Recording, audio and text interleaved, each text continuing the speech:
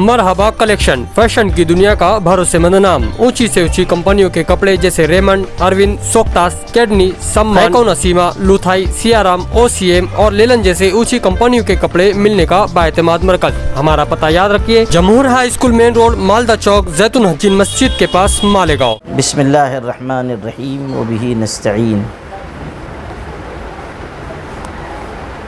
एक अरसे से फ़लस्तीन के लोगों पर जुल्म ढाया जाता रहा है और वहाँ वाक़ मस्जिद अक़सा की बेहुरमती भी की जाती रही है।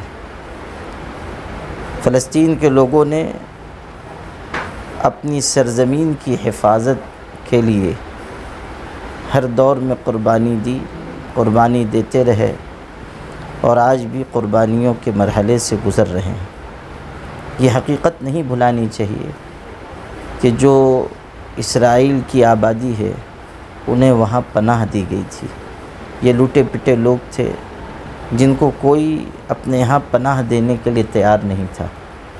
उन्हें फ़लस्तीन में पनाह दी गई, लेकिन पनाह हासिल करने और मज़बूत हो जाने के बाद इन लोगों ने गलत रास्ता इख्तियार किया और पूरे ख़ित्ते पर कब्ज़े का मंसूबा बनाया और उसी के लिए वो कोशिश कर रहे हैं। हमारे मुल्क ने हमेशा मज़लूम फ़लस्तीनियों के हक़ में आवाज़ बुलंद की। अटल बिहारी वाजपेयी जी ने बहुत वाज़ेह और साफ़ मौक़िफ़ इस सिलसिले में ज़ाहिर किया था, लेकिन अफ़सोस की बात है कि हम बजाय इसके कि मज़लूमों के साथ खड़े हों, ऐसे रुख पर जा रहे हैं जो हमारे लिए मुनासिब नहीं है। अरसे दराज से जो जुल्म ज़्यादती वहाँ हो रही है,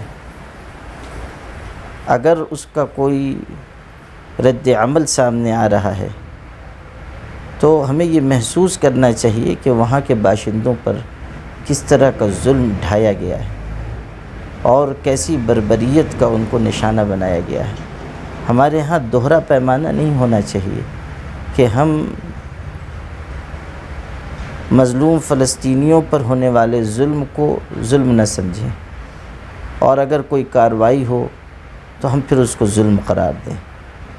सूरत हाल ये है कि फ़लस्तीन के लोग इस वक्त बहुत ही नाजुक और नागुफ्ता बिही हालात से गुज़र रहे हैं। हुकूक़ इंसानी की खुली हुई ख़िलाफ़ वर्ज़ी करते हुए ये कहना कि खाना, पानी, बिजली सब रोक दी जाएगी, ये किसी भी तरह मुनासिब नहीं है। जल्द अज़ जल्द इस सिलसिले में हमारे मुल्क को भी और दूसरे मुल्कों को भी मुदाखलत करके जंगबंदी की राह हमवार करनी चाहिए और अमन व अमान और इंसाफ के क़याम पर ज़ोर देना चाहिए। मुस्लिम पर्सनल लॉ बोर्ड के सदर हज़रत मौलाना खालिद सैफुल्लाह रहमानी साहब की जानिब से इस पर बहुत वाज़ेह बयान आया है, जिसमें उन्होंने ये कहा है कि बरसों से जो जुल्म जबर हो रहा था उसका रद्द अमल सामने आ रहा है और ये बात समझने की है कि जुल्म बर्बरियत किसी पर भी हो और किसी के भी मुल्क पर कब्ज़ा किया जाए तो लाज़िमन वो अपना दिफ़ा करेंगे। जो सूरत हाल पिछले बरसों में फ़लस्तीन की रही है उसको सामने रख कर फिर गुफ्तगू करनी चाहिए। कुछ लोग कह रहे हैं। देखिए, हमारे मुल्क पर अंग्रेज़ों ने कब्ज़ा किया था और मुसलमानों ने भी, हिंदू भाइयों ने भी उस कब्ज़े के ख़िलाफ़ कार्रवाई की, बाज़ाब्ता मुकाबला किया, जानों की क़ुरबानी दी, अंग्रेज़ों को इस मुल्क से भगाने के लिए लड़ाइयाँ लड़ी। क्या हम उन लड़ाइयों को, उस तरह की कार्रवाइयों को दहशतगर्दी समझते हैं? नहीं, इसलिए कि हमने अपने मुल्क को बचाने के लिए किया। अगर फ़लस्तीन के लोग अपनी सरज़मीन की हिफाजत के लिए कोई इक़दाम कर रहे हैं तो आप उसको दहशतगर्दी से कैसे ताबीर कर सकते हैं? और जो कुछ पिछले 70 बरसों में फ़लस्तीनियों के साथ किया गया है اس کو کیوں نہیں دہشت گردی کہا جاتا ہے؟ کیا ہم صرف طاقتور کے ساتھ کھڑے ہوں گے یا ہم کمزوروں کی بھی آواز بنیں گے؟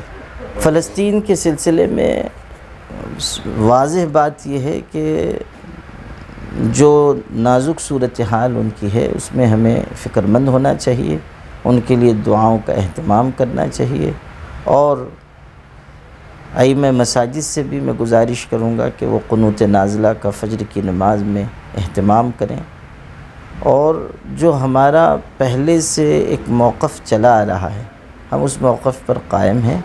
رہ گئی بات اس کی کہ ہم کیا اس سلسلے میں کارروائی کریں گے، تو اس پر پہلے ہم لوگ آپس میں کوئی گفتگو کریں گے، اس کے بعد پھر کوئی اعلان کریں گے انشاءاللہ۔